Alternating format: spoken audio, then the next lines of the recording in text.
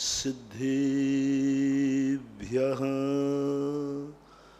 जय श्री ओम नमः सिद्धेभ्यः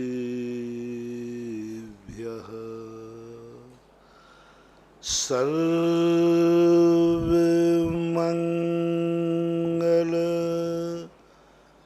मांगल्यं सर्वकल्याण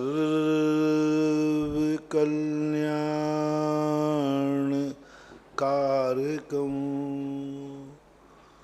प्रधानं सर्वधर्माणां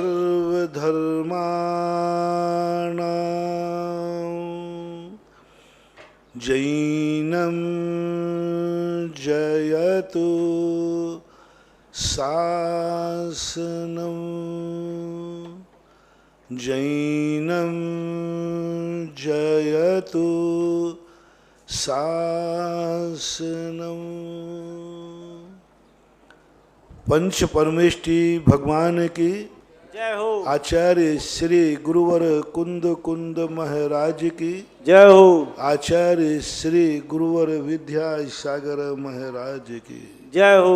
परम पूज्य निर्यापक श्रवण मुनि पुंगव श्री सुधासागर जी महाराज की जय। मुनि संघ की जय। नमोस्तु भगवान। जिंदगी एक ऐसी कला है जिस कला को व्यक्ति सीख जाए तो संसार और परमार्थ दोनों कार्य साध सकता है। कहते हैं कि दोनों हाथ से लड्डू नहीं खाए जाते, लेकिन यदि व्यक्ति कला हो तो खा सकता है। सैनिक पुराण में अभय कुमार ने ऐसे ऐसे उदाहरण दिए जो असंभव जैसे लगते थे वो संभव है। ऐसा ही बादशाह के सामने अकबर के जो उत्तर होते हैं वे बड़े प्रत्युत्पन्नमती उत्तर होते हैं। कोई सोचता नहीं कि ये आंसर आएगा। ऐसा ही इस संसार में जीने वाला व्यक्ति सोच नहीं सकते कि ऐसा भी व्यक्ति संसार में जी सकता है। पूरे संसार को भोगने के बाद भी उन भोगों से निर्लिप्त रह सकता है। कीचड़ में रह करके भी कीचड़ से निर्लिप्त रह सकता है। सबको अपना मानता हुआ भी सबसे दूर रह सकता है। दुनिया में रह करके भी दुनिया से बहुत दूर रह सकता है। संसार में रहकर प्राणी संसार को भी तज सकता है। कहीं हमें जाने की जरूरत नहीं है। संसार में रहने वाला व्यक्ति यदि थोड़ी सी अपनी कला सीख जाए। पंडित साहब बनारसी दास जी ने एक कला शब्द का प्रयोग किया। वेद विज्ञान जगो ये कला जिनके पास जाग जाए, केली करें सग जग माही जिनेश्वर के लघुनंदन। ज्ञान कला जिनके घट जागी, बेजग माही सहज बैरागी। ज्ञानी मगन विषय सुख भोगी, यह विपरीत संभव है नहीं। एक उन्होंने कला शब्द का प्रयोग किया। संस्कृत में कल धातु कामने के अर्थ में आती है, यानी उसके बहुत सारे जो भी अर्थ निकालना चाहो वो निकल जाते हैं। कल कामने, तो ऐसी स्थिति को लेकर के केली करे शिव मार्ग में जिन माही जग माही जिनेश्वर के लघुनंदन।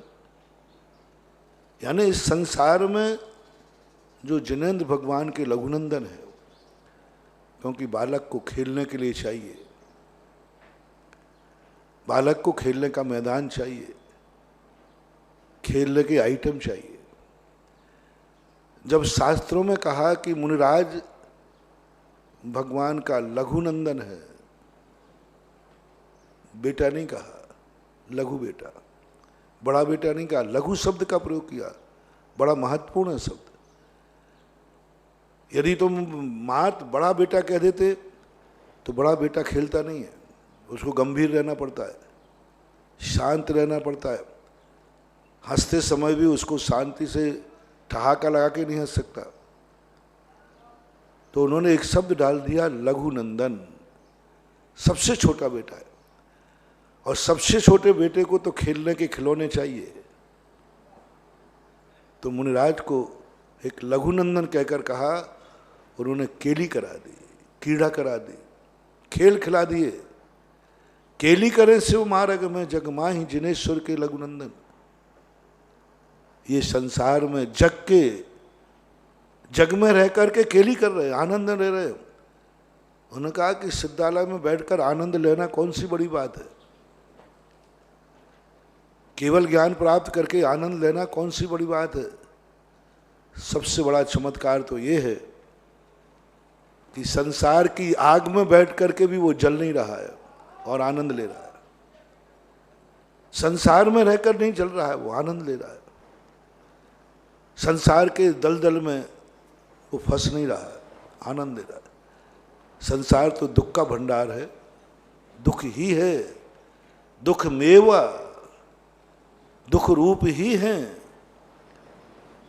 संसार का कुछ भी चीज सुखमय नहीं है, कुछ भी चीज। कुछ सुख लगते हैं लेकिन वे सुखाभास है। कर्म पर्व से शांत रुख अंतर तो दे, पाप बीजे सुखे नास्ता श्रद्धा नाकंग। उसके मन में भी यही भाव है, सब कुछ देख लेता है वो कि सब दुनिया पापमय है, दुखमय है। संसार में कहीं सुख है ही नहीं, कहीं भी सुख नहीं। कोई तन दुखी, कोई मन दुखी, कोई धन दुखी दिखे, ये संसार में कोई सुखी नहीं दिखता। हर व्यक्ति कुछ ना कुछ रोना रोता है, हर व्यक्ति कुछ ना कुछ अपनी जिंदगी में अधूरा और अतृप्त रहता है। हर व्यक्ति कहीं ना कहीं से कुछ ना कुछ परेशान है। एक बार कहा था मैंने, किसी के पास सब कुछ है तो उसको एक ही दुख है कि कल यह रहेगा कि नहीं रहेगा। वो कहना चाहता है कि आज मैं बहुत खुशी हूँ महाराज, बहुत खुश, सब तरफ से मैं पूर्ण हूँ। तो फिर बोलो अब मैं सब तरफ से सुखी हूँ। बोले नहीं, तब क्या बात है? बोले एक डर है कि कल मैं ऐसा सुखी रह पाऊंगा या नहीं रह पाऊंगा। बस एक डर ने उसके सारे किए किराए पर पानी फेर दिया। अतीत भूलने को तैयार है, व्यक्ति भूल ही जाता है, प्रकृति भुला देती है, हमारा स्वभाव भुला देता है। जब सुख के दिन आते हैं तो दुख के दिन भूल जाते हैं। जब हम कोई अच्छी पर्याय में जाते हैं तो बुरी पर्यायों को भूल जाते हैं। जैसे हम मनुष्य बनते ही हम नरक, निगोद आदि सब पर्याय भूल गए। वर्तमान को भी वह कहने को तैयार है जब हम कहते हैं ना कि बस तुम लोग अपने आप में पूर्ण तृप्त की घोषणा कर दो कि मैं अब कुछ नहीं चाहिए, मैंने सब कुछ भोग लिया, सब कुछ देख लिया, सब कुछ सुन लिया, सब कुछ बोल लिया। अब मैं ना देखना चाहता हूँ, ना मैं बोलना चाहता हूँ, ना सुनना चाहता हूँ। 2 दिन पहले अभी प्रवचन में कहा था, एक अभ्यास तुम्हारी जिंदगी में होना चाहिए, ये तैयारी होना चाहिए। बहुत विस्तार से मैंने 1 घंटे बताया था कि तुम अपनी आँख की साधना करो कि तुम ये दुनिया को देखने से कब थकोगे, कब ये घोषणा करोगे। मैंने अंत में एक शब्द कहा था, संलेखना। कुछ नहीं है संलेखना का नाम, समाधि का नाम कुछ नहीं है, मोक्ष का नाम भी कुछ नहीं है, शुद्धोपयोग का नाम कुछ नहीं है, साधु का नाम कोई कुछ नहीं है। बस जो जो हमने कार्य किया है उसको विराम लगाना है। मैं देख रहा हूँ, देखता आ रहा हूँ, बस इस तारीख के बाद, इस दिन के बाद मैं सब कुछ देखना बंद कर दूंगा। पहले 2 संकल्प लेना। पहला तो वह देखना बंद करूंगा जो मेरे लिए देखना हमारी भूमिका के अनुसार ठीक नहीं है। पहले तो हमें ये देखना है कि मैं हूं कौन, फिर निर्णय करें। सबसे पहले जैन दर्शन ने कहा कि तुम कौन हो पहले ये पहचानो। द्रव्य दृष्टि से नहीं कह रहा हूं, लोग सीधे द्रव्य दृष्टि पर चले जाते हैं। प्रवेश करो पहले पर्याय से, पर्याय दृष्टि से पहले समझो मैं कौन हूं, द्रव्य दृष्टि से नहीं। द्रव्य दृष्टि तुम्हारा ज्ञान का विषय नहीं है। द्रव्य दृष्टि सर्वज्ञ भगवान द्वारा कथित है, उसको तो हमें मानना है, उसमें ज़्यादा मेहनत नहीं होना है, उसको समझने की चेष्टा नहीं करो। द्रव्य दृष्टि को समझने की ज़्यादा चेष्टा नहीं करना। स्वयं चतुष्टय की तो मैंने चर्चा की है, लेकिन स्वयं चतुष्टय समझना नहीं, समझना तो पर चतुष्टय है। लेकिन कहने में ऐसा आता है कि हम चावल बीन रहे हैं, चावल नहीं बीन रही है महिला, कंकड़ बीन रही। इसी प्रकार मैं स्व चतुष्टय नाम दे रहा हूं, शास्त्रों में दिया, लेकिन ज्ञान पूरा पर चतुष्टय का करा रहा हूं। इसी प्रकार हमारे लिए कुछ नहीं करना, हमें सबसे ज्यादा पहले द्रव्य दृष्टि नहीं समझना। द्रव्य दृष्टि जो है मात्र 1 सेकंड का काम है, क्योंकि वो समझने जैसी चीज है ही नहीं, वो समझ में आती नहीं, छद्मस्त के ज्ञान में आती नहीं। उसके लिए तो मात्र इतना ही कहना है, जैसा भी आपने द्रव्य दृष्टि से मेरे आत्मा का स्वरूप देखा है, मैं यथावत स्वीकार करता हूं, कुछ नहीं करना। मैंने पूरे द्रव्य दृष्टि, समय सार आदि ग्रंथों को सबको पढ़ा। फिर जैसे ही मैंने पुरुषार्थ करने की सोची, पुरुषार्थ करने का भाव किया, जैसे तुरंत कह रहे क्या कर रहे हो? बोले मैं द्रव्य दृष्टि प्राप्त करने जा रहा हूं। क्या करना चाह रहे हो? जो समय सार में आत्मा का स्वरूप वर्णन है वह मैं जानना चाहता हूं, मैं देखना चाहता हूं, मैं अनुभव करना चाहता हूं, मैं वह निश्चय स्वरूप को समझना चाहता हूं जो आपने बताया, जो आपने कहा। तुरंत कहते हैं सिर से पहाड़ मत फोड़, तुझे ये सब ना दिखने वाला है ना समझ में आने वाला है, तू क्यों अपना समय बर्बाद कर रहा है? सुनो निश्चय वालों, सुनो आत्मानुभव का साक्षात करने वालों, सुनो निश्चय नहीं की अपेक्षा से वस्तु स्वरूप को समझने वालों, समय बर्बाद मत करो। बनारसी दास ने भी ये समय बर्बाद किया था। जब उनने समय सार को पढ़ा, पढ़ करके उनके मन में भाव आया, मैं इस समय सार को जी के रहूंगा, मैं उस शुद्ध आत्मा का अनुभव करके रहूंगा, मैं वह आत्मा जो कही है भगवान ने, अरस मरूपम गंधम अब्बत्तम चेतना गुणम सद्दम, वो अरूपी अरसमान अगंधवान अलिंगहनम जान, मैं दर्शन ज्ञान स्वभावी हूं, मैं इन सब से परे हूं, मैं उस शुद्ध निश्चय तत्व को प्राप्त करूंगा। और वो बैठ गए कमरा बंद करके। 3 दिन बाद उन्हें कुछ भी समझ में नहीं आया, कमरा घूमते जरूर नजर आया, चक्कर आने लगा, चक्कर आ गया। और ऐसे चक्कर आया कि उठने तक की हिम्मत नहीं रही। और सुन ये रखा था कि जो आत्मा का साक्षात्कार कर लेता है, आत्मा का अनुभव हो जाता है, उसकी शरीर की शक्ति, आत्मा की शक्ति अनंत गुणी बढ़ जाती है, अनंत गुणी बढ़ जाती है। यहाँ तो अनंत गुणी शक्ति तो छोड़ो, यहाँ तो जो थी शक्ति वो भी खत्म हो गई, जो थोड़ी बहुत ताकत आ रही थी वो भी खत्म हो रही। कई बार होता है ऐसा। इसके लिए आप सरल उदाहरण से समझ सकते हो। हम लोग कहते हैं उपवास में बड़ी शक्ति है, उपवास करने से शक्ति बढ़ती है, आत्मा में तेज टपकता है, बहुत तेज बढ़ता है, रवि शशि से अधिक है तुम में दिव्य प्रकाश। हम लोग बड़े चढ़ा करके बोलते हैं, तन मिला तुम तप करो, करो कर्म का नाश, रवि शशि से भी अधिक है तुम में दिव्य प्रकाश। ये बातें हम सुनाते हैं, शास्त्र में लिखा है। खूब सुना दे, खूब सुना दे, तो तुम इन बातों में आकर उपवास कर लेते हो। उपवास करते ही 5-6 घंटे तो ठीक ठाक निकलते हैं, उसके बाद पैर झूठे पड़ जाते हैं, गला सूखने लग जाता है। महाराज तो कह रहे थे शक्ति बढ़ती है, यहाँ तो जो शक्ति थी वो भी चली जाती है। लोग तो कहते हैं, महाराज तो कह रहे थे तेज बढ़ता है, यहाँ तो चेहरे की शाइनिंग और चली गई।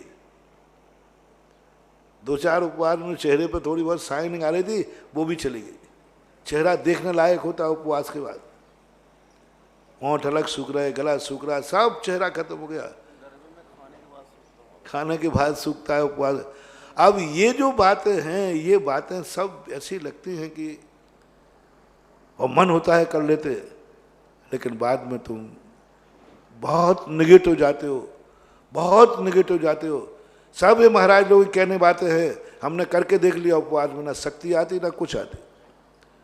बौद्ध ने यही किया, उन्होंने भी खूब ध्यान करने का प्रयास किया, लेकिन बाद में सब बेकार है, छोड़ो ये। बहुत तेजी से लौटते। बनारसी दास को जब कुछ नहीं मिला तो बहुत तेजी से लौटे, और उन्होंने लिखा करनी को रस मिट गयो, आयो न निज का स्वाद, वही बनारस की दशा जैसे ऊंट का पाद। मैं गया, करनी को रस मिला। जो सुबह से उठ करके पूजा पाठ करते थे, स्वाध्याय करते थे, माला फेरते थे, वो आनंद था, वो भी चला गया, और आत्मा का आनंद आया नहीं, आया नहीं। ऐसे ये जितने लोग ये समय सार में लगे हैं, एक बार हम अनुभूति करेंगे, ये सब पागल बना रहे हैं, पाखंड बना रहे हैं, सब झूठा है। कुंदकुंद स्वामी ने स्पष्ट कह दिया, कोई मत प्रयास करना, तुम्हारे ज्ञान का विषय नहीं है। कोविद दक्षो साहू संपदि काले, परोक्ष रूप मृणम पच्छक्ष में विदट्ठम, परोक्ष नाने पवित्रम। क्योंकि समय सार पढ़ने के बाद एक जोश आता है, एक ऐसा जोश आता है, मैं ये प्राप्त करके रहूंगा। जैसे आप लोगों को इच्छित वस्तु मिल जाए तो आप क्या करते हैं, जिंदगी दांव पर लगा देते हैं। आपकी इच्छित वस्तु भर मिल जाए, मरने मारने पर तैयार हो जाते हो, कुछ भी करने को तैयार हो जाते हो।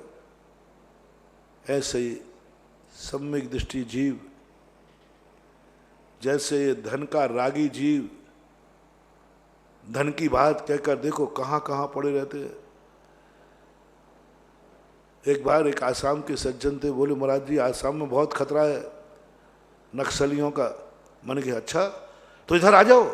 बोले नहीं, यहाँ आऊँगा नहीं, वहाँ कमाई अच्छी है। साक्षात मौत दिख रही है, साक्षात सब कुछ दिख रहा है, लेकिन छोड़ने को यानी मरने को तैयार है। मालूम है कि ये मार सकते कभी भी, लेकिन पैसा है। व्यक्ति को पैसा मिल जाए तो अपनी जिंदगी भी दांव पर लगाने को तैयार हो जाता है, क्योंकि वो धन का लोभी है। ऐसे ही हम लोगों की हालत है। धर्मात्मा व्यक्ति का एक लक्षण होता है, जैसे धन कमाने वाले का लक्षण होता है, वो ये नहीं देखता कि इसमें कितनी रिस्क है, जिंदगी जा सकती है, वो तो कूदता है, उठाता है, कहता नहीं मैं प्राप्त करके मर भी सकते, लेकिन मर जाए, मर जाए। और ऐसी स्थिति बन जाती है। कितने लोग ऋषि मदारी वो रस्सी पे चलता है, एक छोटी सी रस्सी गिर सकता है, कई लोग गिर गए, मर गए, लेकिन फिर भी रस्सी पे चलते हैं। फिर भी ऐसा होता है, ना जाने कितने रिक्सी कार्य धन के लोभी करते। ऐसे ही धर्मात्मा को जब धर्म का लोभ जाग जाता है तो समय सार पढ़ने के बाद हर धर्मात्मा सम्यक दृष्टि जीव का लक्षण है। वो समय सार पढ़े, एक बार जरूर पढ़ना चाहिए, पढ़ने का मैं निषेधक नहीं हूँ, पढ़ना चाहिए। उसको पढ़ने के बाद तुम्हारे मन में ये भाव आ जाए, मैं इस स्वभाव को, इस स्वरूप को प्राप्त करने के लिए मरने को भी तैयार हूँ, बस ये स्वरूप मिलना चाहिए। मृत्युआपी, अपने चंद्र सूर्य ने कहा, यदि तुझे मरना पड़े तो लगा दे दाव की बारी।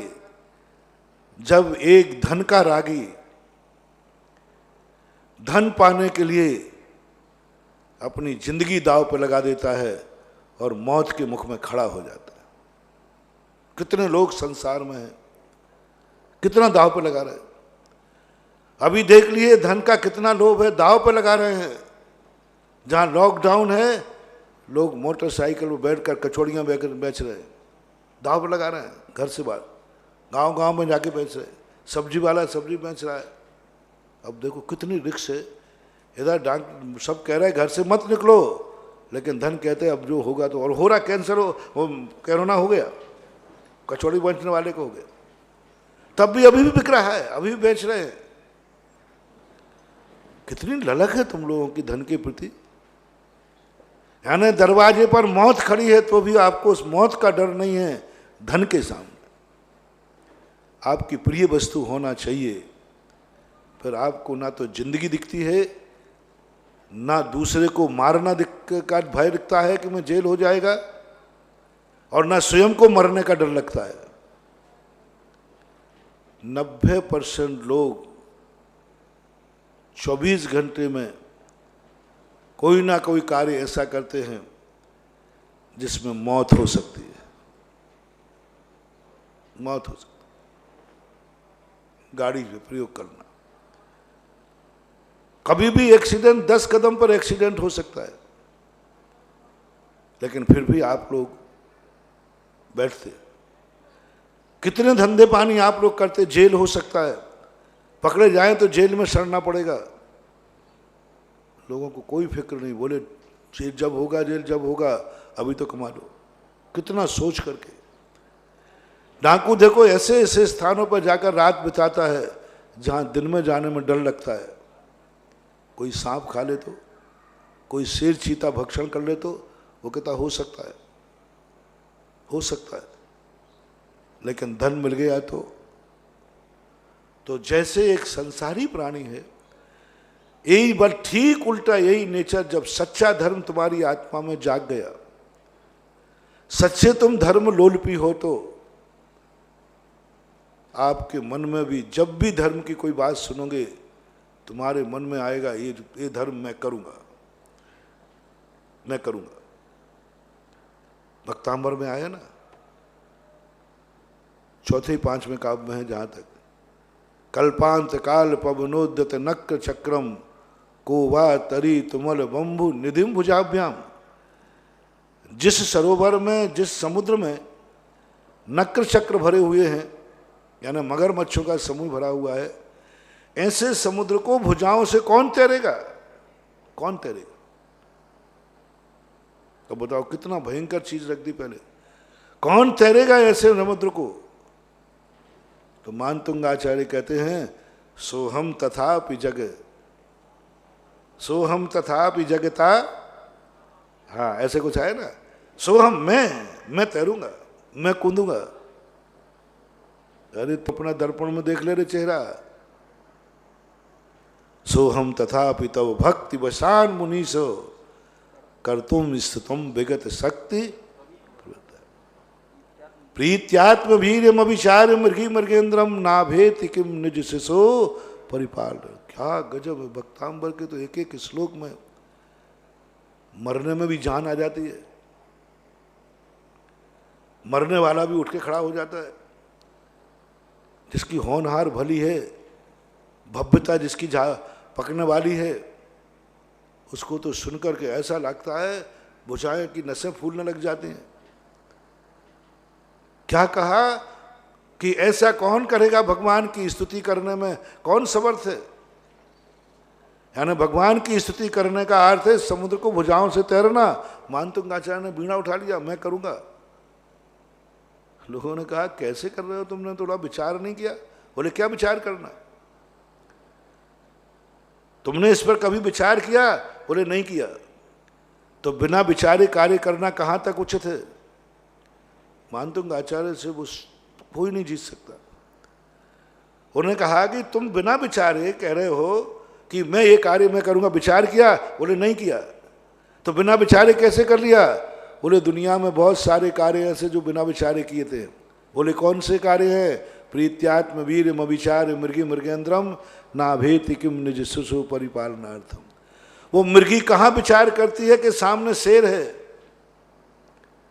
इस शेर से मैं भिड़ नहीं सकती, मैं बच नहीं सकती, लेकिन बिना विचारे ही वह अपने शिशु के प्रति इतना राग होता है कि वो शेर के सामने कूद जाती है। क्या उस हिरणी में ताकत है शेर से लड़ने की? नहीं है, पर वो कूद गई। ऐसे ही मुझ में भगवान ताकत फागत तो मेरे में कुछ है नहीं, लेकिन भक्ति वशान मुनीस, हे भगवान मैं भक्ति के वशीभूत होकर के ये कार्य करने का साहस कर रहा हूं। ऐसा ही आप लोगों के मन में बहुत छोटा सा लक्षण बता रहा हूं, आप में धर्मात्मा की बात है कि नहीं। जब भी आपके धर्म की बात कही जाए, गुरु के मुख से सुनो या शास्त्र में पढ़ो, उस समय पढ़ते समय सुनते समय तुम्हारे क्या परिणाम चल रहे हैं? लोग पूछते हैं ना कि हमें सम्यक दर्शन है कि नहीं, लोग पूछते हैं कि हम भव्य हैं कि नहीं, लोग पूछते हैं कि हमारा कल्याण होगा कि नहीं। लो मैं तुम्हें एक थर्मामीटर दे रहा हूं।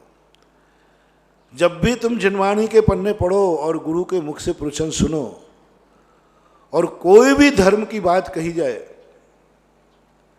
कोई भी अधर्म की बात कही जाए और कहा जाए ये चीज तुम्हें छोड़ना है और ये कार्य तुम्हें करना है, और तुम्हारी ताकत बिल्कुल भी नहीं है, तुरंत तुम्हारी नसों में खून दौड़ जाए, मैं करूंगा, मैं करूंगा ये काम, मैं करूंगा। अरे देख ले तेरी ताकत क्या है? बोले मैं करूंगा, मैंने संकल्प कर लिया, मैं करूंगा। मुनिराज ने कहा कि इस नर पर्याय में मुनि व्रत धारण करके मरना चाहिए। मुनि बन के नहीं मरे तो नर पर्याय बेकार है। ये शब्द सुनते ही तुम्हारी नसों में खून दौड़ने लग जाए, मैं बनूंगा मुनि। महाराज ने कहा है नर पर्याय बेकार है, बेकार पर्याय तो नहीं जाने दूंगा, मैं बनूंगा मुनि। ऐसा सुनते ही तुम्हारे अंदर से आवाज आए, मैं बनूंगा। जैसे महाराज ने कहा कौन ऐसे समुद्र को पार करेगा जिसमें मगरमच्छ है और भुजाओं से तैरना है, बिना विचारे खड़े हो गए, मैं करूंगा। ऐसा ही धर्म की बात सुनकर खड़े हो जाओ, मैं मुनि बनूंगा, मैं भगवान बनूंगा। दान की बात आई, देखो गृहस्थ का जीवन कैसा, जो अपनी जिंदगी में एक मंदिर नहीं बना पाए, तुम कहना मैं बनाऊंगा, मैं बनाऊंगा। सोने की मूर्ति बैठेगी, मैं बैठा लूंगा। सोने का मंदिर बनाना पड़ेगा, मैं बैठा लूंगा, बनाऊंगा। गजमोती चढ़ाना पड़ेगा, मैं चढ़ाऊंगा, मैं चढ़ाऊंगा। आप तैयार, अंदर से तैयार हो जाओ, मैं कराऊंगा, मैं चढ़ाऊंगा, मैं बनाऊंगा। मुनि बन के केसरंज करना पड़ेंगे, मैं करूंगा। पैदल चलना पड़ेगा, मैं चलूंगा। सब में बस मैं करूंगा, क्योंकि ये बात मेरे गुरु ने कही, मेरी माँ ने कही। बालक यदि तीसरी मंजिल पर खड़ा है और नीचे माँ ने कहा है बेटा आ जा, वो कूद पड़ेगा कि माँ को समझाएगा माँ मैं गिर जाऊंगा इतने ऊंचे से, कि वो कूद पड़ेगा? कूद जाएगा। वो क्या देखेगा? बस हमें कोई लेना देना नहीं, माँ है, एक सेकंड नहीं लगाएगा। कभी करके देख लेना, मत करना, मेरी बात मान जाना, नहीं तो बेटे के हाथ पर टुड़वा कर बेटा कूद जाएगा। बड़ा बेटा नहीं, तुम्हारे जैसा बेटा तो नहीं कूदेगा, छोटा सा बेटा कूद जाएगा, कोई विकल्प नहीं है। बस लघुनंदन हमें बनना है। कैसे कहा उन्होंने लघुनंदन, गजब की बात है। छोटा बेटा कूद जाएगा, वो कहे मैं करूंगा, बस वो तो बैक ही रहता, मैं करूंगा, मैं करूंगा, मैं करूंगा। शक्ति भक्ति है नहीं, सोचा ही नहीं, विचार ही नहीं आया। एक लोक रूढ़ी में एक कहानी आती है कि गुरु ने कहा पांचाली से जाओ खेत का पानी रोको, उसने ये भी विचार नहीं आया उसमें कि मैं छोटा हूं, ये भी विचार नहीं आया कि मेरे से पानी नहीं रुकेगा, बरसात बहुत तेज है, विचार ही नहीं, बस हो गया जी। अरे भाई थोड़ा विचार तो, जो दोस्त कहते हैं अरे मूर्ख कहाँ जा रहा है, बोले गुरुजी ने कहा है ना जी, बिना विचारे कभी तुम्हारे मुख से जी निकल जाए। बहुत बड़ी बात है महानुभाव, अंदर की बात है, अंदर चेतना की बात है, अंदर श्रद्धा की बात है, अंदर होनहार भली की बात है, अंदर भविष्य उज्जवल की बात है। कौन कह रहा है? गुरु। कौन कह रहा है? भगवान। कौन कह रहा है? जिनवाणी। कौन कह रहा है? परम उपकारी हितैषी माता पिता। बस एकदम जी निकल जाए, जी जी। लोग कहेंगे जी जी कर रहा है, चीची करेगा बाद में, अभी जी जी कर रहा है। मालूम महाराज ने क्या कहा है? सोने का मंदिर और सोने की मूर्ति बनना है, बोले जी। अरे कमाई क्या है? बोले मूंगफली का ठेला लगाता हूं। भला आदमी मूंगफली का ठेला लगा, जी जी कर रहा है। हाँ जी जी, होता है कई बार ऐसा। ये अंदर की बहुत बड़ी बलारी है। बड़े जब अपन जान लिया कि ये मेरे उपकारी है, ये मेरे बड़े हैं, उनके सामने अनायास भी ना शब्द का प्रयोग नहीं होना चाहिए। जैसे 19वीं शताब्दी की घटना है, 9वीं शताब्दी की घटना है, दक्षिण भारत में महाराज नेमीचंद्र आचार्य महाराज का पूज्यवर का प्रवचन चल रहा है। उन्होंने एक दिन ऐसी चर्चा छेड़ दी कि भरत ने चक्रवर्ती ने बाहुबली की एक ऐसी अलौकिक मूर्ति बनवाई थी, बेजोड़ मूर्ति, बहुत बढ़िया वर्णन किया। तो मां के मन में भाव आ गया, ऐसे भगवान का दर्शन मुझे कब होगा। देखना सच्चा मां भक्त, तुमने मां को पिता को कुछ माना है कि नहीं। मैं संसार से शुरू करता हूं। संसार से इसलिए करता हूं कि यदि संसार में तुम घर में सफल हो गए तो यहां भी सफल हो जाओगे। माँ बाप के सामने तुम सफल हो गए तो गुरु के सामने भी हो जाओगे, और गुरु के पास सफल हो गए तो भगवान के सामने सफल हो जाओगे। तो मैं ऐसा कहता हूं कि आपको एक कभी देखना। उसने घर जाकर के उनके मन में भाव आया, ऐसी मूर्ति मैं कब बैठा लूंगी, ऐसी मूर्ति का दर्शन मुझे कब होगा।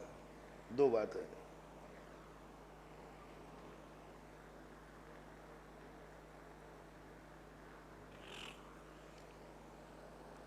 पर मां जानती थी कि ना मेरे बेटे की ताकत है और ना मेरी ताकत है, और पोधनपुर कहाँ है यही पता नहीं है, यही पता नहीं। आज तक पोधनपुर पता नहीं कहाँ है। पोधनपुर शास्त्र में वर्णन है, पोधनपुर के राजकुमार का वर्णन है, लेकिन वो पोधनपुर है कहाँ अभी तक पता नहीं। लेकिन एक टीस लगी, मैंने कहा ना, सम्यक दृष्टि का भाव सबसे पहले वो अपने पे लेता है। उसको ये नहीं लगता कि ये सारी सभा को सुनाया जा रहा है, मुझे ही थोड़ी सुनना है। सम्यक दृष्टि जीव जो भी गुरु के मुख से बात निकलती है वो सब यही सोचता है, सब मेरे लिए कहा जा रहा है, मेरे लिए कहा जा रहा है, सभा के लिए नहीं, दूसरे मेरे लिए कहा जा रहा है, सब कुछ मेरे लिए कहा जा रहा है। महाराज ने जो भी प्रवचन दे रहा है सब मेरे लिए दे रहे। प्रवचन सुनते सुनते आपको ये अनुभूति में आ जाए ये प्रवचन मेरे लिए है। भगवान के दर्शन करते करते आ जाए ये मंदिर किसके लिए बना, मेरे लिए। ये मूर्ति किसके लिए बैठी, मेरे लिए। नमोकार मंत्र किसके लिए है, मेरे लिए। महाराज आहार किस लिए ले रहे हैं, ये मत सोचना महाराज अपने लिए, हाँ तुम्हारा कबाड़ा हो जाएगा। महाराज को भूख लगी अपने रत्नत्रय पालन करें, नहीं, महाराज ले रहे आहार मेरे लिए, मेरे उद्धार के लिए, मुझे धन करने, सब में स्वचतुष्टय की स्थापना करो, सब हर वस्तु में कुछ भी क्रिया हो सब मेरे लिए, मेरे लिए, सब कुछ मेरे लिए। और मेरे लिए ही जब है तभी तुम उसको सबसे पहले प्रतीति जागेगी। कभी भी आप तीर्थ क्षेत्र पर जाएं, ये तीर्थ क्षेत्र किसके लिए बना? मेरे लिए। सौधर्मेंद्र ने सम्मेद शिखर पर चरण किसके लिए बनाए? भगवान के लिए नहीं, मेरे लिए। ये जिनवानी शास्त्र किसके लिए लिखे गए? मेरे लिए, मेरे लिए लिखे, सब कुछ मेरे लिए। आप जिनवानी को पढ़ते समय देखना, आप कहते मुझे समझ में नहीं आता है, शास्त्र समझ में नहीं आती है, बस एक धारणा तुम बना लो, जो भी जिनवानी है यह जिनवानी मेरे लिए लिखी गई है, ये मेरा कोर्स है। आप देखना 50% क्या 70-80% तुम्हें पढ़ते ही समझ में आने लग जाएगा। बस इतना सा करना है कि ये मेरे लिए लिखा गया है। मैंने प्रैक्टिकल किया, मैंने प्रैक्टिकल किया, 2 बार प्रैक्टिकल किया। एक बार किया बहुत पहले त्रिलोक परिणति ग्रंथ के लिए, मैंने कभी पढ़ा नहीं था, सुन रखा था बहुत कठिन है। बस एक दिन त्रिलोक परिणति पढ़ने का भाव हुआ, क्षुल्लक लोग थे दोनों ही जने, हमने उनसे कहा महाराज त्रिलोक परिणति बहुत कठिन है। तो मैंने उनको जवाब ये दिया कि ये त्रिलोक परिणति ग्रंथ किसको लिखा गया है? जिन्होंने यतिवृषभ आचार्य ने अपने लिए लिखा है या भगवानों के लिए लिखा है? किसके लिए लिखा? अपने लिए लिखा। जब ये ग्रंथ अपने लिए लिखा गया है तो हमारे कोर्स में है, तो चाहे कठिन हो चाहे कैसे भी हो, कोर्स में है तो पढ़ना तो पड़ेगा। चाहे ट्यूशन लगा के पढ़ो, चाहे कोचिंग पढ़ो, जब कोर्स में है तो पढ़ना पड़ेगा। बस ये संकल्प करके यतिवृषभ महाराज को कहा, भगवान पहली बात तो दया करना चाहिए थी, आपने इतना कठिन कोर्स क्यों लिखा? हम लोगों जैसे बुद्धियों का तो ध्यान रखते। तो अब वे तो सुनने वाले नहीं, क्योंकि वो तो बोर्ड का पेपर है, बन गया बन गया।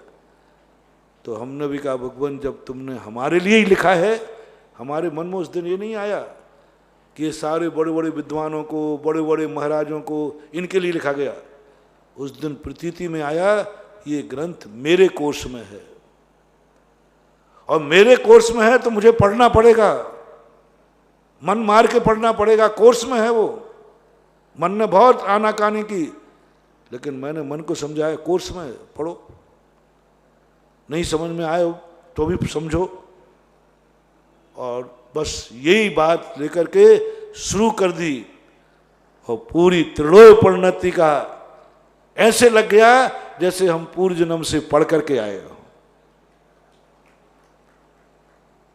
ऐसे ही दूसरी बार हुआ, एक श्लोक वार्तिक नाम का ग्रंथ है, उसको कोई छूता नहीं है, कोई पढ़ता नहीं है, बहुत कम लोग, बहुत कम लोग, बहुत कठिन है, दर्शन का विषय है। मैंने कहा कि मेरी बुद्धि कहाँ चलेगी इसमें, कैसे लगाऊंगा इसको, क्या करूंगा? 7 भाग हैं। बस विद्यानंद जी महाराज सामने आ गए, बोले क्या कर रहा है? आउट ऑफ कोर्स, ये तेरे लिए लिखा है मैंने, तेरे लिए कोर्स है, तेरा कोर्स है, और कोर्स से आनाकानी करता है तो तेरी मर्जी, मैंने तेरे लिए लिखा है। बस उस दिन अनुभूति में ऐसा आ गया, ये श्लोक वार्तिक मेरे लिए है। मैंने कभी भाव नहीं किया कि बड़े बड़े दार्शनिक पंडितों को है, मैंने कहा ये ग्रंथ मेरे लिए है, मेरे लिए है, मेरे लिए, मेरे कोर्स में है। बस ये संकल्प करके ये श्लोक वार्तिक शुरू कर दिया। कितने साल लगे थे? 9 साल 8 महीने 14 दिन में श्लोक वार्तिक पढ़ पाया, लेकिन पढ़ लिया।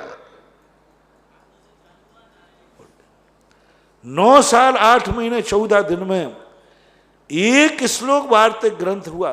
बीच में बिहार वगैरह होता है, तो बिहार वगैरह में नहीं कर पाते हैं। कितना बड़ा देखो, और उसी समय हम रख देते, विद्यानंद जी महाराज ने लिखा होगा कोई बड़े बड़े विद्वान, बड़े बड़े महाराजों को, तो वो रखा ही रहता। लेकिन बस एक प्रतीति आ गई, ये सब मेरे लिए लिखा गया। 9 साल में भली समझ में आ गया, लेकिन पूरी आद्य पान पूरी पड़ी और प्रायः समझ में भी, पूरा अहंकार तो नहीं करूंगा, लेकिन 70-80% समझ में आ गया। 70-80%। अरे भाई देखो भाई, समझो बात को आप। जिसमें कोई 0 नंबर लाता है और उसमें 70-80 नंबर आना, तो थोड़ा मेरिट लिस्ट के तो कम से कम पहुंच ही जाता हूं। तो मैं वो बात कहना चाहता हूं, ये अकल कहाँ से आई? न मैंने कभी पढ़ा था, न किसी ने पढ़ाया था, न कोई चर्चा की थी, फिर ये शक्ति कहाँ से आ गई? मात्र एक कारण से, बस एक संकल्प से, मेरे कोर्स में है और मेरे लिए लिखा है गुरुदेव ने। बस अब जिस ग्रंथ को आपको पढ़ना हो, सारे संसार को मैं दे रहा हूं। आप बिल्कुल बुद्धू हो, कुछ भी नहीं जानते, बस एक संकल्प कर लेना, ये ग्रंथ मेरे लिए लिखा है और मेरे कोर्स में है। बस आप पढ़ना शुरू कर देना। आप भी इस फार्मूले को अपनाओ, अपनाओ सही।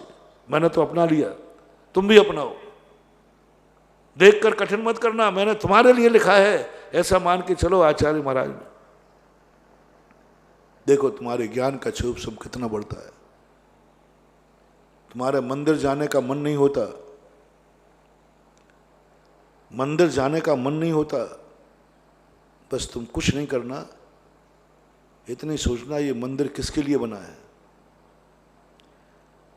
तुम्हारे माँ बाप यदि तुम्हारे लिए मकान बनावे, तुम और उसमें नहीं रह पाओ तो माँ बाप को भी दुख होगा, तुम्हें भी होगा। मेरे माँ बाप ने मकान बनाया, मेरी क्या किस्मत फूटी, मैं उसमें रह नहीं पाया।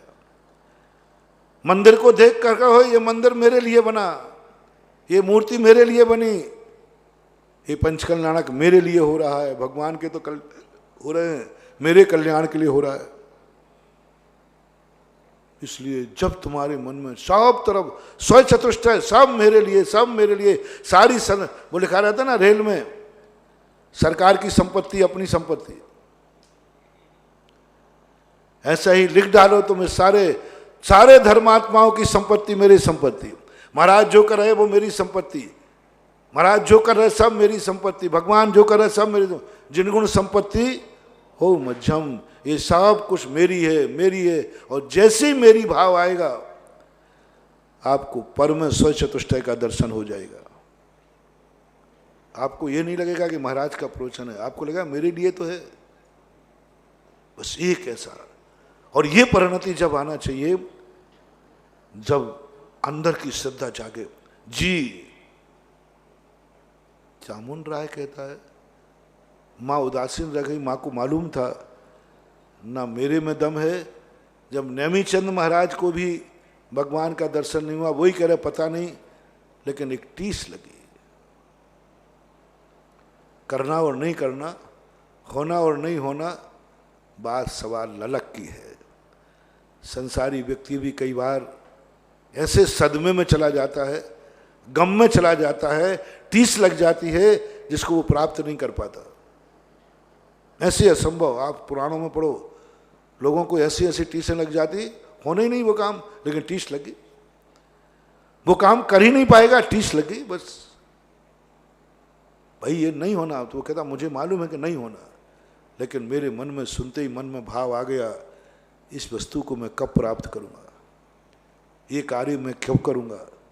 बस कई लोग तो इसमें डिप्रेशन में चले जाते हैं, पागल हो जाते हैं, खाना पीना छोड़ देते हैं। लोग कहते भैया ये काम नहीं होने वाला, क्यों बेकार? बोले मुझे भी मालूम है, लेकिन पता नहीं, मुझे टीस लगी कि ये काम होना चाहिए। यही दशा धर्म की होती है। और माँ की हुई, टीस लगी। माँ को मालूम है कि दर्शन नहीं होना, पोधनपुर नहीं है कहीं दुनिया में, लेकिन एक टीस लगी, मैं कब दर्शन करूं। बस ध्यान में बैठे तो वही सोच, बाहुबली के दर्शन कब होंगे, भोजन करे तो वही, नींद, रात में सो रही है तो नींद ही नहीं आ रही है। एक दिन चामुंड राय ने कहा कि माँ का कोई दिमाग स्थिर नहीं रह रहा है, माँ से पूछा, उन्होंने कहा कोई बात नहीं, बुढ़ापे के दिन दिमाग के चल जाते। नहीं, चेहरा है, बात क्या है? जो बात है मुझे मालूम है, महाराज ने भी कह दिया पोदनपुर के भगवोली किसी को दर्शन होने वाले नहीं है। तो बेटा क्या सोचता है? जो चीज असंभव है उसकी तुम्हारे मन में चिंता क्यों आई? और मुझे विश्वास है मां पर, मां के मन में कोई चिंता आई है तो उसका बेटा उसे जरूर पूरा कर सकता, नहीं तो आ नहीं सकती। तेरे ये चिंता बता रही है कि कोई ना कोई पूरा करने वाला है। नहीं है बेटा, बताओ क्या है?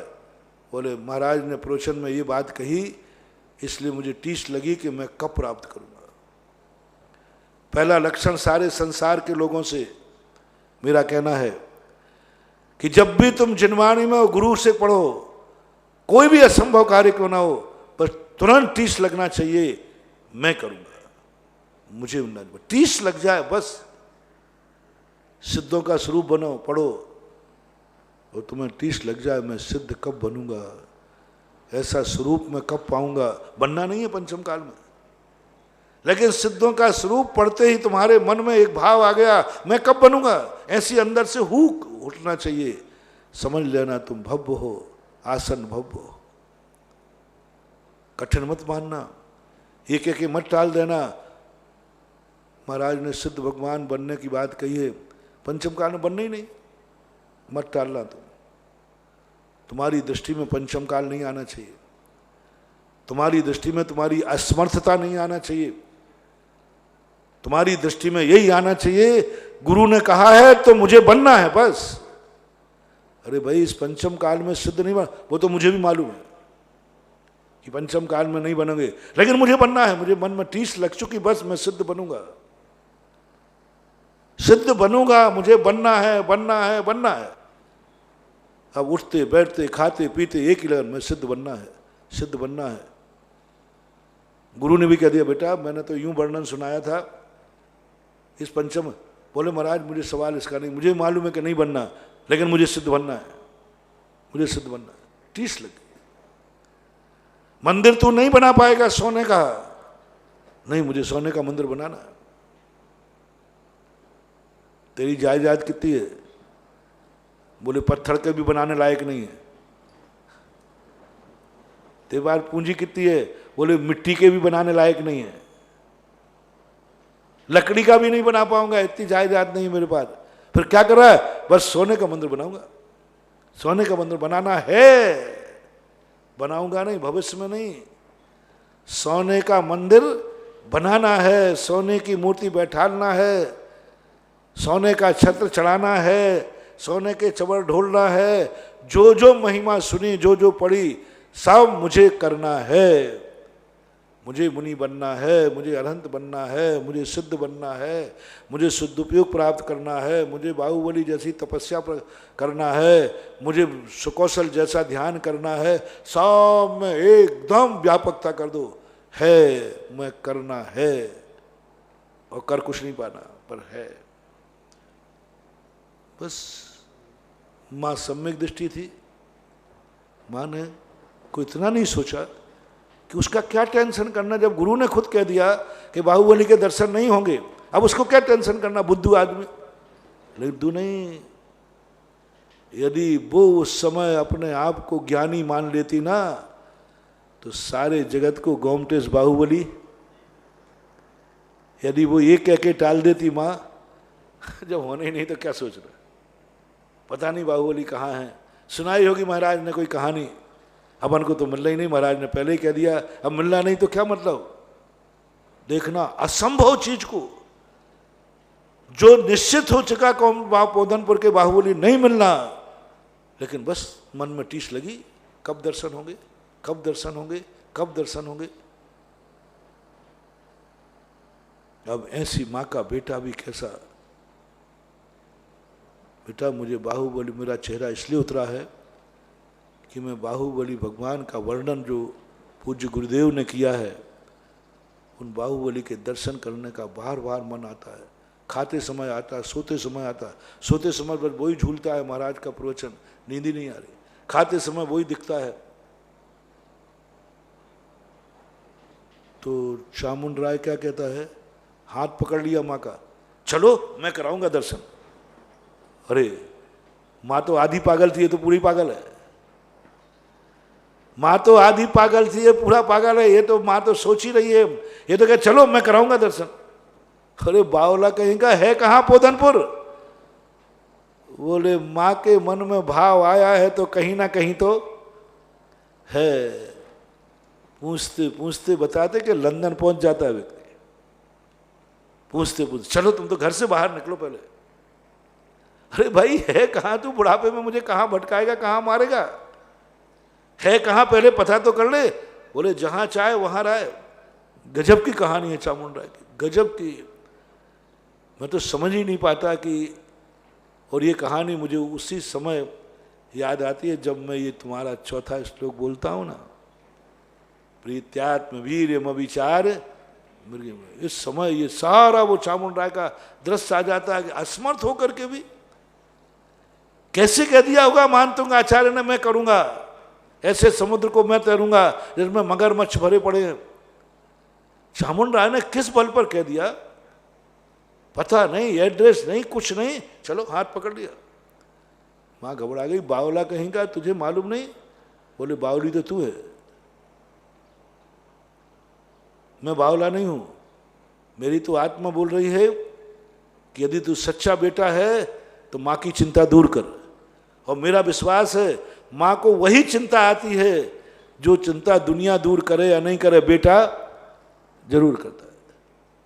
पागल हो गया। तो पागल तो आपके गुरु हैं जिन्होंने ऐसी कहानी सुनाकर आग लगाई। उनको खुद शांत रहना चाहिए था, भाई पंचम कार भगवान का है ही नहीं तो क्यों आग लगा रहे हैं, क्यों आग लगा रहे। मेरा तो ये विश्वास है कि महाराज के मुख से निकला है तो वो कहीं ना कहीं है ही, और गुरु ने देखा है, गुरु ने कहा है तो उसको साकार करना शिष्य का काम है।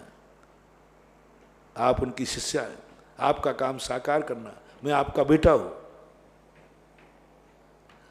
तर्क के सामने मां नहीं जीती। बोले चलो मैं तो भागू भागू कर सकता। तो उन्होंने कहा चल पहले नेमीचंद महाराज के पास चलते हैं। वहीं मंदिर में, नेमीनाथ मंदिर में वसतिका में महाराज बैठे थे। माँ ने कहा महाराज ये बावला है, ऐसा ऐसा संकल्प कर रहा है, बताओ कहाँ जाए। तो उन्होंने भी कहा महाराज जी बावले तो आप हमारी मम्मी हैं और आप हैं, ऐसे दुनिया भर की बातें सुनाते फिरते हैं। जो काज सुनाना नहीं उनकी बातें सुनाकर क्यों आग लगाते हो। आज इस काल में सिद्ध बन नहीं सकते, फिर सिद्ध की परिभाषा क्यों बताते हो। आज जब समय सार में अनुभूति हो नहीं सकती तो समय सार कुंद कुंद स्वामी ने क्यों लिखा, क्या जरूरत पड़ी। एक और तो कह दिया कि नहीं, जब मैंने कहा, हम लोगों ने सम्यक दृष्टि जीव कहता है मैं समय सार में जो लिखा मैं अनुभव करूंगा, तो कहते नहीं करेगा, नहीं कर पाएगा। इस पंचम काल में किसी भी जीव को समय सार की अनुभूति नहीं हो सकती, समय सार का साक्षात्कार नहीं कर सकता। जब जो काम हम कर नहीं सकते उसको बता करके आग क्यों लगाई, बताया क्यों। जिस रास्ते पर चल नहीं सकते वो रास्ता बताया क्यों। झुंझलाहट होती है कई बार। नेमीचंद महाराज समझ गए, इससे ज्यादा बहस कहेंगे तो अंत में बुद्धू मैं ही बनूंगा और ये माँ को बनाएगा, ये मानने वाला नहीं। और कहा बेटा आज विश्राम करो, कल शुभ मुहूर्त में बाहुबली के दर्शन का विचार करेंगे। नेमीचंद महाराज रात भर सोए नहीं, ध्यान में रह गए। ऐसे भक्त को कैसे समझाऊं, कैसे समझाऊं। सो बैठे बैठे सुबह सुबह उनको थोड़ी झपकी आई। झपकी आते ही स्वप्न देखते हैं, महाराज कहाँ भटकाओगे भक्त को, और मत घबराओ, साधु के मुख से जो निकला है वो कहीं ना कहीं है, और जो भक्त ने ठाना है उसको मिलेगा। सुबह उठ करके अपने भक्त से कहो, पूरब की तरफ मुख करके धनुष पर तीर चढ़ाकर छोड़ दे, जिस चट्टान पर वो सील जो लगेगा वहीं बाहुबली प्रकट होंगे। रविचंद्र ने सुबह उठ करके सूर्य की तरफ मुख करके तीर पीछे चला दिया, जिस चट्टान पर गिरा उसी चट्टान के बाहुबली बन गए। बाहुबली बनना संभव था कि असंभव? सब लोग यही कह रहे थे असंभव, हो नहीं क्या करूँ, लेकिन एक ने फील कर लिया। मैं उदाहरण इसलिए दे रहा हूं, ये कभी भी तुम्हारे मन में टालना मत, गुरु की बात को टालना मत, ना मत कहना। भली तुम्हारी शक्ति है कि नहीं, तुम तो पहले एक रट रख लो। माँ बाप जो कहेंगे, गुरु है, माँ बाप से शुरू करो। मैं उनके सामने कभी ना नहीं बोलूंगा, पहला नियम करो। यदि वो तुम्हारे मम्मी पापा ओरिजिनल हो तो, हाँ, नहीं तो डुप्लीकेट हो तो भाई मैं झगड़े टंटे में नहीं पड़ता। तो यदि तुम्हारी आत्मा बोल रही हो कि मेरे मम्मी पापा इन्होंने मुझे जन्म दिया है, मेरे उपकारी है, परम हितैषी है, तो सारे जगत से मेरा कहना है कि माँ बाप के मुख से जो निकल जाए जी बोलना, मुंह से ही नहीं, उनके मन में बात आ जाए वो उसको जी बोल देना। उनके मन में भी इच्छा आ जाए उसकी पूरी करना। हर बेटे को टेक टू ऑर्डर एक नियम लेना है अपनी जिंदगी में, माँ बाप की हर इच्छा पूरी करना है। अच्छे माँ बाप की बात कर रहा हूं, कोई शराबी गंजड़े भंगड़े हो उनकी नहीं कर रहा हूं। हाँ, तुम्हारे माँ बाप बहुत अच्छे हैं, सदाचार है, सद्विचार है, समाज में उनकी प्रतिष्ठा है, गुरुओं की दृष्टि में भी वो श्रावक हैं, सब कुछ सही है, कोई निंदनीय कार्य नहीं करते हैं। मेरे माँ बाप कोई निंदनीय कार्य नहीं करते हैं। ऐसे माँ बाप के लिए आप यदि घर में हैं तो दो रास्ते बताऊंगा। पहला रास्ता है कि यदि माँ बाप को आपको जी नहीं कहना है, उनकी हर इच्छा पूरी नहीं करना है, तो फिर संन्यास धारण करो, माँ बाप का संबंध खत्म करो। अलग होके नहीं, मात उससे आगे बढ़कर। बेटा जब तक बने रहोगे माँ बाप को नहीं छोड़ सकते। बेटा जब तक बना रहेगा संसार में तब तक माँ बाप को छोड़ता है वो अनाथ बनेगा। ऐसे कर्म बंधेगा 100 भवों तक अनाथ होगा बेटा बन करके। या तो बाप से अधिक पूजनी बनकर बाप को छोड़ सकते हो। ऐसा बात सुनो, मैं माँ बाप को छोड़ना चाहता हूं क्योंकि मैं माँ बाप से भी एक कदम आगे बढ़ना चाहता हूं। मैं वो पद पर जा रहा हूं जिस पद पर माँ बाप को भी नमस्कार करना पड़ेगा। सुनो, माँ बाप को छोड़ने का अधिकार दे रहा हूं। 2 शर्तों पर माँ बाप को आप छोड़ सकते हो। पहली शर्त यह है, क्या तुम माँ बाप से आगे निकल सकते हो? क्या तुम ऐसे पद को प्राप्त कर सकते हो कि माँ बाप भी तुम्हें नमस्कार करें, जिसको दीक्षा बोलते हैं? फिर तुम माँ बाप को छोड़ सकते हो। कुंद भगवान ने लिखा, शास्त्र में लिखा, तुम्हें कोई पाप नहीं लगेगा क्योंकि तुम माँ बाप के अंडर में रहते तो कभी पूजनी नहीं बन पाओगे। इसलिए तुमने माँ बाप से भी अधिक पूजनी, माँ बाप के लिए भी पूजनी बनने के लिए तुमने माँ बाप को छोड़ दिया। इसलिए जो माँ बाप को छोड़ना चाहते हैं, माँ बाप से अलग होना चाहते हैं, वे कृपया करके ऑनलाइन से अपना नाम भेजें। मैं इंदौर समाचार भेजने का विचार करता हूं, दीक्षा लेने का। सारे संसार टेक टू ऑर्डर। माँ बाप को छोड़ने का वही व्यक्ति विचार करेगा जिसके दीक्षा लेने का भाव हो। यदि भाव नहीं है तो दूसरी तरफ माँ बाप को छोड़ सकते हो। या तो तुम मरो या माँ बाप मर जाएं। कब छूटेंगे माँ बाप? या तो तुम दीक्षा ले लो या मम्मी पापा दीक्षा ले ले, तो माँ बेटे का संबंध टूट जाएगा। कोई ना भी दीक्षा ले, माँ बाप भी दीक्षा ले ले में, तो भी अब बेटे माँ बाप का संबंध नहीं रहेगा। माँ बाप का संबंध टूट सकता है दीक्षा लेने पर, दोनों में से कोई एक दीक्षा लेना है। और माँ बाप का संबंध टूट सकता है मरने पर, तुम मरो या माँ बाप मरे, बस फिर खत्म हो जाएगा। ये दोनों में से तुम्हें कौन सा कार्य मंजूर है? माँ बाप को जो जो छोड़ना चाहते हैं, माँ बाप से जो अलग होना चाहते हैं, भाई आज मन बनाए, पर आज तीसरा कोई रास्ता नहीं है, तीसरा कोई रास्ता नहीं, तीसरा तीये की बैठक है, कुछ नहीं। दो रास्तों में से एक अपना लो। यदि माँ बाप तुम्हारे अच्छे हैं तो, माँ बाप तुम्हारे ठीक हैं तो कह रहा हूं, माँ की गड़बड़ माँ बाप, क्योंकि माँ बाप भी आजकल बहुत गड़बड़ हो रहा है, एक बात।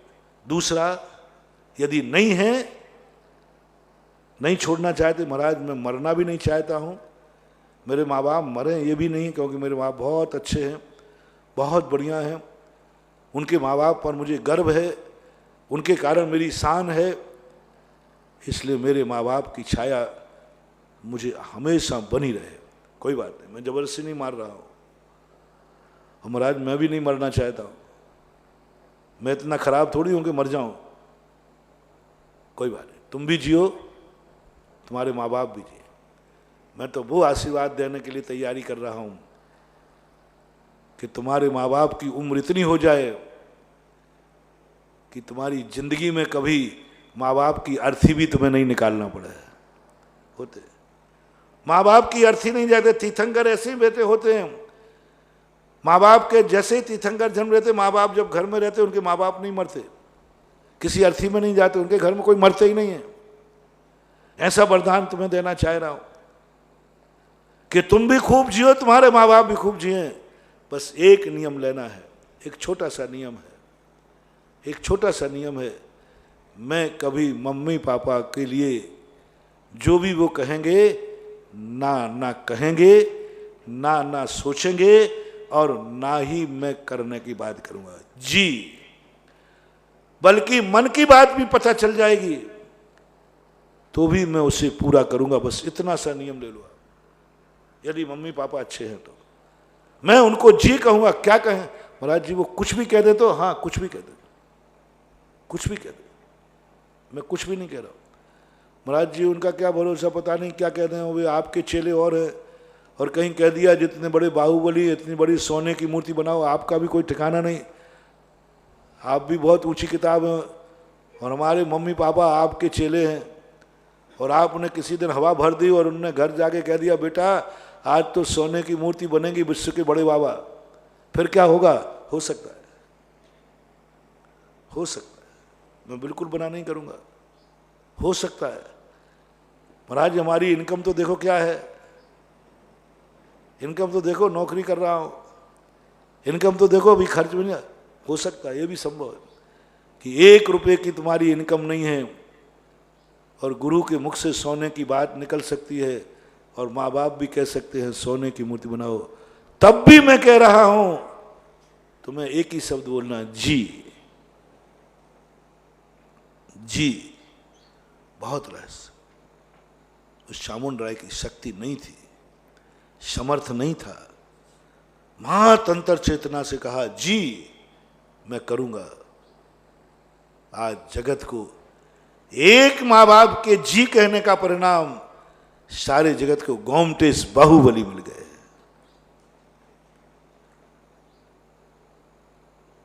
एक और संस्मरण याद आ रहा है, बहुत छोटी अवस्था का है, आ गया तो मैं क्या करूं, आ गया तो आ गया, अब आ गया तो सुनाई दूं कि नहीं? बहुत छोटा था, कितना छोटा था, इतना भी नहीं था कि याद भी नहीं रहे।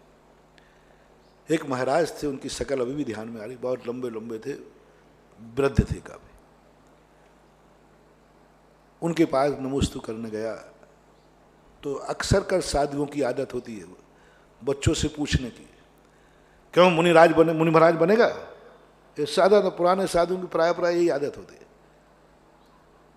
होती थी वो तो एकदम बच्चे से मुनिराज बनेगा। अब मैंने सोचा कि महाराज को कैसे कह दूं, अभी तो मैं महाराज की, अब मैं तो कितना छोटा सा हूं, हो सकता है 4वीं 5वीं में हूं लगभग। महाराज की शक्ल अभी भी याद है। उनका कमंडल तक मुझे याद है, तुमड़ी वाला कमंडल था, लाल कलर का था। तुमड़ी तुमड़ी होती थी ना वैसे, ऐसा कमंडल था, ऐसा हम लोगों जैसा नहीं था, ऐसा लाल। और उन्होंने पूछ लिया महाराज बनेगा? मैंने कहा मैं क्या कहूँ। उस दिन किसी ने कुछ नहीं बताया, अंदर चेतना से एक बात भाई, नाम मत निकालना, कौन बोल रहे हैं? गुरु कह रहे हैं।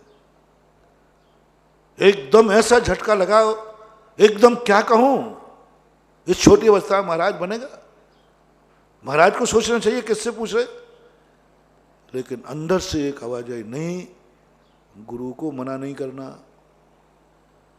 तो समर्थ तो है ही नहीं। अभी ये कैसे बोल दूं कि बनूंगा? एकदम मेरे में बस एक ही बात आई, गुरु हैं, मना मत करना।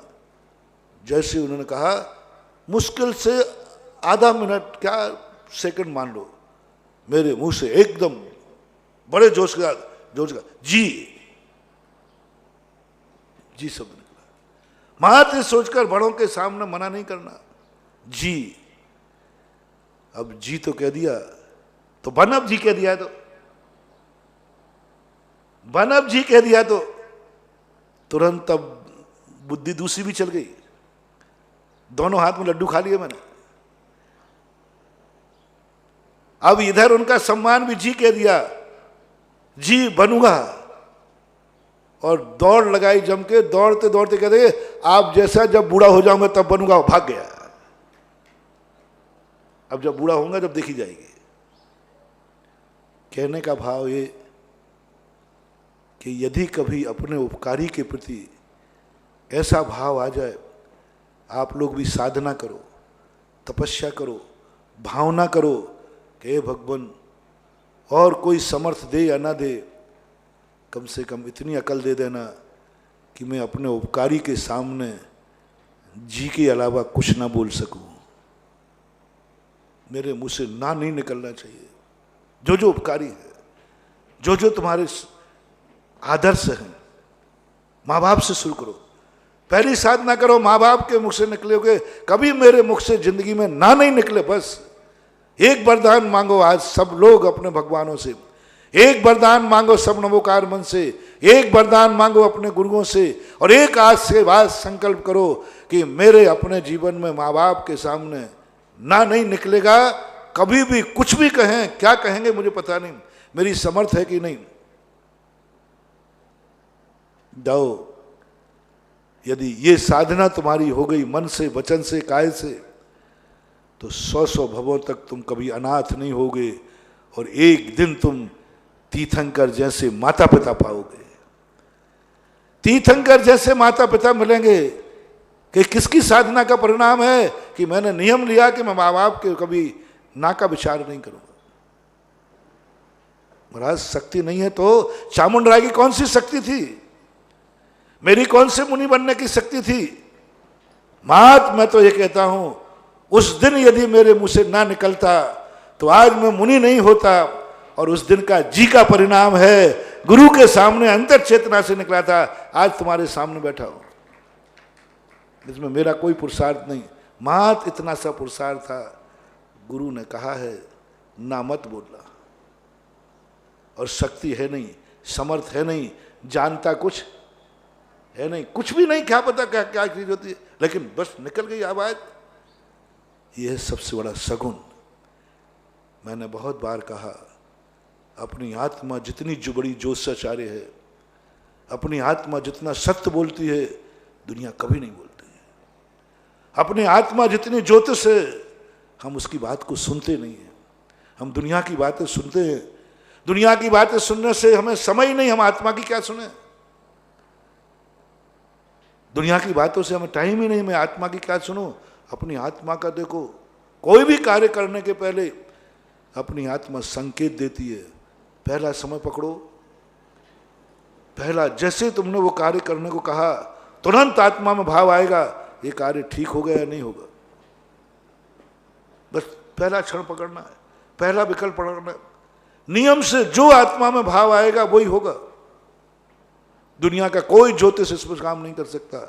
क्योंकि सबसे ज़्यादा आत्मा मेरी है और मेरा व्यक्ति मेरे लिए कभी झूठ। आत्मा किसकी है? मेरी है, मैं ही तो मेरा ज्ञान किसका है? मेरा है। मेरा ज्ञान सगा है, तादात्म्य संबंध है, संश्लेष संबंध नहीं है। संश्लेष संबंध बेईमान हो सकता है, संयोग संबंध बेईमान हो सकता है, तादात्म्य संबंध कभी बेईमान नहीं होता। 3 संबंध होते हैं, एक तादात्म्य संबंध, एक संश्लेष संबंध और एक संयोग संबंध। मूल रूप से 3 है। संयोग संबंध 2 पदार्थों का संबंध है, कोई भी 2 पदार्थ। ये माइक है, ये संयोग संबंध है। आप अपन सब बैठे, संयोग संबंध है। स्पष्ट रूप से अलग दिख रहे हैं, फिर भी अपन मानते हैं मेरा है, ये मेरे महाराज है। संश्लेष संबंध जो पृथक तो है लेकिन देखने में ही आते, जैसे दूध में पानी, आत्मा और कर्म, ये संश्लेष संबंध। ये सब बेईमान हो सकते हैं, लेकिन तादात्म्य संबंध कभी बेईमान नहीं होता। तादात्म्य संबंध किसे बोलते हैं? जो अनादिकाल से मेरे साथ था, है और अनंत काल तक रहेगा, इसको बोलते हैं तादात्म्य संबंध। इसका दूसरा नाम अविनाभावी संबंध। तो बोलो, अपना ज्ञान गुण कहीं बाहर से आया है कि आत्मा के साथ सदा है? कब तक रहेगा? ज्ञान दर्शन आत्मा का लक्षण है, और जिसका संबंध लक्षण बनाना, जो जो संबंध मेरे तादात्म्य संबंध हैं, वे कभी मेरे से बेईमानी नहीं कर सकते, क्योंकि वो जानते हैं ना ये मुझे कभी छोड़ेगा और ना मैं इसको छोड़ूंगा। बेईमानी कहाँ शुरू होती है? जहां पता चल जाए कल मैं इसको छोड़ सकता हूं और ये मुझे छोड़ सकता है। 2 भाइयों में भी कटा कब शुरू हो जाता है? श्रीमती कहना शुरू कर दिए, बचा लो कुछ, कल बंटवारा तो होना ही है, कल बंटवारा तो होना ही है, कुछ बचाना शुरू करो, कुछ अपनी बनाना शुरू करो, कुछ थोड़ी अपनी भी इमेज बनाओ, कल के दिन अकेले हो जाओगे। भाई भाई हित व्यापार कर रहा है, तुम बुद्धू चंद कुछ सीख लो उनसे, नहीं तो कल किस दिन अलग कर दिया तो भीख मांगोगे। ये जो कटा करने की, भेद डालने की नीति क्यों आई? जिसके मन में ये भाव आता है कल कभी भी मैं अलग हो सकता हूं और मेरा भाई मुझे अलग कर सकता है। आप देखना, जब तक आपके मन में ये भाव है जब मैं अलग था नहीं, अलग हूं नहीं, और मेरे से अलग है नहीं और मुझे अलग करेगा नहीं, तब तक आपको बेईमानी नहीं जागेगी। बोले कहा जा रहा, सब अपने तो यहीं तो रहना है, वे भी यहीं रहेंगे, मैं भी यहीं रहूंगा। उस दिन से पाप जाग जाता है। जिस दोनों के मन में भाव आ गया, ये कभी भी छोड़ सकता है, ये कभी भी छूट सकता है। बस अब खींचातानी चालू, और अपनी तरफ खींचना चालू, अब लूटना चालू। अब दुकान में दिवालिया होगा। दुकान में दिवालिया होते कैसे हैं? 2 भाई, कोई घाटा नहीं है, प्रॉफिट बढ़िया चल रहा है, फिर भी घाटा। दोनों के जिसके हाथ में जितना आया काटना, दिवालिया हो जाता। क्यों? दोनों के मन में ये भाव आ गया, कभी भी छूट सकता है, कभी भी छुड़ा दिया जा सकता है। आप प्रैक्टिकल करना।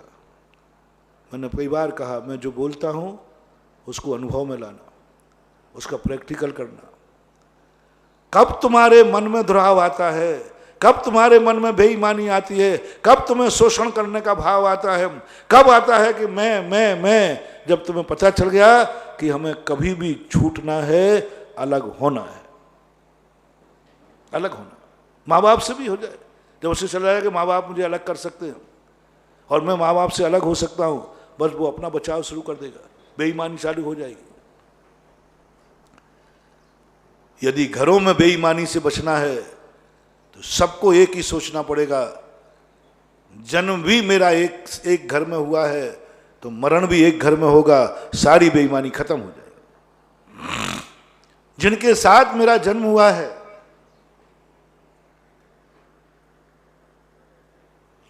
जिनके साथ मेरा जन्म हुआ, जिनके साथ मेरा संबंध हुआ, मौत भी इन्हीं के साथ होगी। बस कुछ नहीं करना, कुछ नहीं करना महानुभाव। बहुत छोटा सा मंत्र दे दिया, माता पिता बेटे को भी मंत्र दे दिया, दोनों को एक नियम कर लो। बेटा को नियम कर ले, मैं बाप को कभी नहीं छोड़ूंगा, या तो दीक्षा लूंगा या ये दीक्षा लेंगे, या मैं मरूंगा और ये मरेंगे, बस इसके अलावा मेरा संबंध कभी नहीं टूटेगा। आप कभी माँ बाप से कुछ भी चीज़ छुपाने का भाव, बेईमानी आएगी नहीं। आपके कभी झगड़ा होगा ही नहीं। आपके मन में तुरंत आएगा, क्यों झगड़ा कर रहा है, रहना तो यही है। माँ बाप से क्यों झगड़ा कर रहा है, रहना तो यही है। माँ बाप भी झगड़ा नहीं करेंगे, बोले क्या करूंगा इसको झगड़ा करके, रहेगा तो यही, कहीं जाने वाला नहीं है। बस दोनों में एक संबंध बन जाए। आपके जीवन में पति पत्नी में झगड़ा खत्म हो जाएगा, बस दोनों एक संबंध बनाते समय एक ही छोड़ दें, मरना इन्हीं के साथ है, जीना इसी के साथ है, बस खत्म। जैसे ही तुम दोनों के मन में भाव आता है, ये कभी भी मुझे छोड़ सकता है, ये कभी भी मुझे तलाक दे सकती है, बस वहाँ से आग लग जाती है। अब दोनों एक दूसरे को निगरानी रखना शुरू कर देते हैं, शक की दीवारों से देखना, शक की नज़र से देखना शुरू कर देते हैं। ये फार्मूला आप अपनी जिंदगी में अपना लेना, साझेदारी के व्यापार में अपना लेना। दोनों के मन में कभी भी अलग हो सकते। ये संश्लेष संबंध और संयोग संबंधों में सदा खतरा बना रहता है, और यही दोनों संबंध बेईमानी सिखाते हैं, यही दोनों संबंध खटान डालते हैं, यही दोनों संबंधों से हंसती खेलती एक संगठन, हंसती खेलती मुट्ठी एक एक उंगली करके टूट जाती है, एक एक उंगली करके टूट जाती है, क्योंकि हर उंगली जानती है मैं अलग हूं, मैं अलग हूं। जैसे कल संध्या काल में प्रश्न आया था ना, मुझे क्या लाभ है, मुझे क्या लाभ है। बस एक सबसे संसार का सबसे बड़ा वीक पॉइंट है, समझ लेना। अब संसार बचने वाला नहीं, वो भी मिटेगा और मैं भी मिटूंगा, सब मिट जाना है, सब राख हो जाना। बस एक दुर्गंध आ जाती है, मुझे क्या लाभ है इससे, मुझे क्या लाभ है। इसका अर्थ है कि तुम्हारा संबंध तुम तोड़ने वाले हो, टूटने वाला संबंध है। जब जब तुम्हारे घर में, समाज में, हमारे संघ में, दुनिया में कब मिटने वाले हैं, जब किसी के मन में, परिवार के एक के मन में, जिसके मन में एक भाव आ जाए, इससे मुझे क्या लाभ है, बस समझ लेना आप घर टूटने वाला है। भाई ने कमाया, भाई को मुझे क्या मिलने वाला है, मुझे क्या मिला। भाई के नाम पे मकान बन गया, मुझे क्या मिलने वाला, बस समझ लेना कि अब बर्बादी होने वाली है, ये घर टूटेगा।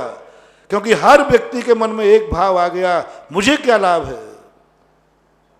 और अभी ना वही संबंध होता तो कहता क्या बात है, जो उनका लाभ सो मेरा लाभ, उनका नाम सो मेरा नाम, मैं कोई दो थोड़ी हूं, मैं कोई अलग थोड़ी हूं, मैं एक साथ जन्मा हूं और एक साथ मरूंगा। ये संबंध आप कर लो, देखो घरों में राम राज आ जाएगा, स्वर्ग आ जाएगा, और ऐसी अनुभूति पड़ेगी बहुत ज़्यादा, बहुत कठिन है। क्योंकि संसार के जितने संबंध हैं वे तादात्म्य संबंध है ही नहीं, और जो सादात्म्य संबंध है नहीं, मैं बनाने की कह रहा हूं कि जो संश्लेष और संयोग संबंध को तादात्म्य संबंध बना ले। बस एक संकल्प करना है। भगवान के दरवाजे भी लोग कहते महाराज मेरा कई बार बंद हो जाता है, भगवान बदलते रहते हैं, उनका एक भगवान नहीं होता, एक गुरु नहीं होता, एक मंत्र नहीं होता, कभी इधर जाते कभी उधर जाते। कुछ नहीं करना तुम्हें, एक शब्द भगवान, हंसूंगा तो तेरे दरवाजे, रहूंगा तो तेरे दरवाजे, मैं ये दरवाजा अब जिंदगी में कभी छोड़ने वाला नहीं हूं। चाहे हंसते रख, चाहे रोते रख, चाहे जिंदा रहूं चाहे मरूं, जो तेरी मर्जी पड़े तो कर। मैंने नियम कह लिया, अंतिम दरवाजा है मेरा, इस दरवाजे के बाद मैं कहूं अन्यथा शरणम नास्ति त्वमेव शरणम मम तस्मात् कारण भावन। बस उसी दिन से तुम्हारे ऊपर भगवान की सिद्धि चालू हो जाएगी, वरदहस्त चालू हो जाएगा, खत्म। क्या करोगे, मेरा अंतिम निर्णय जो मैंने एक बार वो आचार्य जी का सुनाया था ना, नर्मदा के नरम कंकर किए। लो प्रभु मैं तेरे चरणों में आ पड़ा हूं, चाहो तो मसल के धूल में मिला दो और चाहो तो मेरी गढ़ की मूर्ति बना दो, मैं तो चरणों में आ पड़ा हूं। बस क्या संबंध बना दिया पूज्यवर ने, संश्लेष संबंध को अविनाभाव संबंध बना दिया, संश्लेष संबंध को तादात्म्य संबंध की हवा खिला दी। बनाया नहीं है वो तो जो जैसा है रहेगा, लेकिन भावना में बना दिया। संश्लेष संबंध है भक्त और भगवान का, संयोग संबंध है भगवान भक्त और भगवान का। परिणामों से संश्लेष संबंध मान लो, वैसा संयोग संबंध है। लेकिन संयोग संबंध को भी एक भक्त सम्यक दृष्टि ने कहा नहीं, मेरा ये संयोग संबंध नहीं है, मेरा समर्पण अंतिम है। चाहो तो मसल के धूल में मिला दो तो भी नहीं छोड़ूंगा। अब इससे ज्यादा और क्या होगा। इसको बोलते हैं वास्तविक संबंध, इसको बोलते समर्पण, इसको बोलते सम्यक दर्शन, इसको बोलते श्रद्धा, इसको बोलते आत्मीयता। जिससे संबंध बनाओ, मेरा कहना है यदि वो तुम्हारा संबंधी तुम्हें मसल के धूल में भी मिला दे तो भी कभी भाव मत करना मैं संबंध तोड़ दूंगा। मैं तो मूर्ति बनने के लिए संबंध बनाया था, धूल में मिलने के लिए नहीं। बहुत सारे लोगों के मन में मैंने तो मूर्ति बनने के लिए संबंध बनाया था कि भगवान मेरी मूर्ति बना देंगे, गुरु मुझे मूर्ति बना देंगे। मैंने इसलिए संबंध थोड़ी बनाया था कि तुम मुझे धूल में मिला दो, कभी तुम्हारी मूर्ति नहीं बनेगी। तुम्हें ये घोषणा करना पड़ेगी, चाहे जिससे मैं संबंध बना रहा हूं वो मुझे धूल में मिला दे तो भी मैं यह संबंध तोड़ने वाला नहीं हूं। जाओ, तुम्हारा वो संबंध अमर हो गया। एकलव्य ने कहा मैंने ज्ञान प्राप्त करने के लिए नहीं, यदि गुरु मेरी गर्दन भी चाहेगा, जो चाहे वो ले लो। अंगूठा कटवा दिया। एकलव्य की गुरु के प्रति श्रद्धा कम हुई कि यथावत रही? क्यों? गुरु मैंने इसलिए बनाया था, मैंने तो गुरु इसलिए बनाया था कि ये मुझे अच्छी विद्या सिखाएगा, अच्छा ज्ञान देगा। ये तो मेरा अंगूठा छूट लिया। कितने % लोग जो गुरु के पास गए हैं कि मुझे विद्या सिखाएगा, धनुर्विद्या सिखाएगा, और गुरु ने उसका अंगूठा ले लिया, कितने लोग गुरु से संबंध तोड़ देंगे? कितने % मान लो? हाँ, हो सकता है 90% हो सकता है। काहे का गुरु, मैं तो गलत नंबर डायल कर लिया। एकलव्य कहता है कि नहीं गुरुदेव, मैंने गुरु बनाया था, मेरे गुरु का संबंध बनाया था। तू चाहे तो मुझे विद्या की शिखर पर पहुंचा दे, चाहे तो मेरा अंगूठा काट कर मुझे धूल में मिला दे। बनाओ संबंध, ऐसे कभी बने तो ऐसे संबंध बनाओ। तुम्हारी तरफ से नहीं, सामने वाला हमें धूल में भी मिलाता है तो मिलाएगा। गोपाल दास बरैया ने शादी संबंध बनाया, उन्होंने बीड़ा उठाया था, ये नारी मेरे से कुछ भी कराएगी, मैं जिंदगी में संबंध नहीं तोड़ूंगा। जो मैंने कई बार सुनाया, हुक्का भरवाती थी, सब कुछ करती थी। लोग कहते थे महाराज पंडित जी आप क्या बात कर रहे हो, छोड़ क्यों नहीं देते? बोले नहीं, मैं पंडित हूं, संबंध बनाया है, ये मुझे मिटा के धूल में मिला दे तो भी मैं अपनी तरफ से इस संबंध को नहीं तोड़ूंगा। या तो मुझे संबंध बनाना ही नहीं चाहिए था, बना गया है तो बन गया, बात खत्म हो गई। हर संबंध को ऐसा बना लो, गाढ़ा कर लो, बेईमानी खत्म हो जाएगी, विकल्प खत्म हो जाएंगे, द्वंद्व खत्म हो जाएगा, आनंद का सागर लहराएगा, आनंद का सागर। बस संश्लेष और संयोग संबंध को अभिनवा दो भाइयों में बना लो ये संबंध।